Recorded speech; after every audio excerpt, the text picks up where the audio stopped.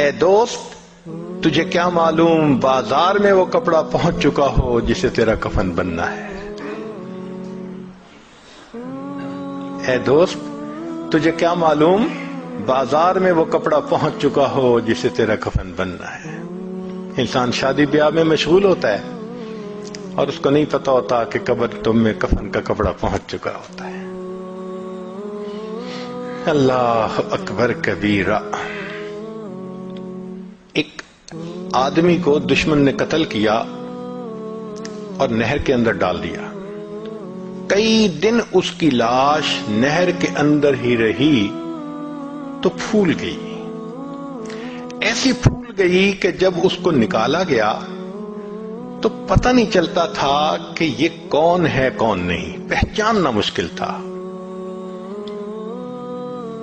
یہ بھی پتہ نہیں تھا کہ کس شہر کا ہے.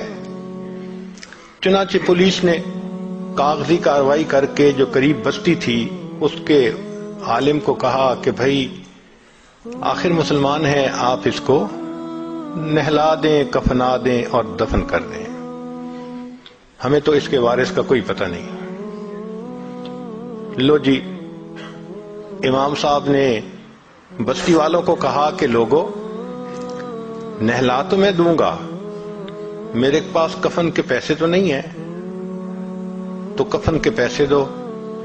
دیہاتی علاقوں میں لوگوں کے پاس کھانے پینے کے لیے چیزیں تو ہوتی ہیں، سپینڈنگ کیپیسٹی نہیں ہوتی، کیش نہیں ہوتا. انہوں نے کہا مولانا اعلان کر دو مسجد میں. بستی میں اعلان ہوا، لوگوں لاوارث نعش ہے، کفن خریدنا ہے، اس کا چندہ کرو. کوئی 5 روپے لایا، کوئی 10 روپے لایا. آدھا گھنٹہ اعلان ہوتا رہا لاوارث نعش، اور پھر جا کے پیسے پورے ہوئے تو اس کو کفن دے کے اس کا جنازہ پڑھا کے اس کو دفن کر دیا گیا. پولیس اس کی تفتیش میں تو لگی ہوئی تھی. 3 مہینے کے بعد کیس کی حقیقت کھلی تو پتہ چلا کہ وہ ایک علاقے میں ایک پورے گاؤں کا نمبردار تھا اور اس کی 4 مربع زمین تھی جس میں فروٹ کا گارڈن بنا ہوا تھا. کروڑوں پتی تھا، کروڑوں روپیہ اس کے بینک اکاؤنٹ میں تھا اور اس کے 4 جوان العمر بیٹے تھے. 4 بیٹے ہیں، کروڑوں پتی ہے، بینک میں کروڑوں روپیہ ہے، لیکن اس کو کبھی پتہ نہیں تھا جب میں مروں گا میرے کفن کے لیے آدھا گھنٹہ چندہ کیا جائے گا.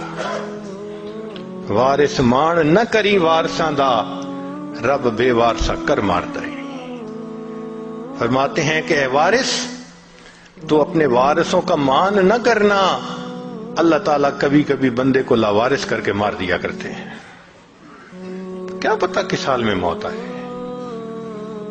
اس لیے نبی اسلام نے فرمایا کن فی الدنیا کأنک غریب او عابر السبیل. دنیا میں ایسے زندگی گزارو جیسے کوئی مسافر ہوتا ہے یا جیسے کوئی پردیسی ہوا کرتا ہے.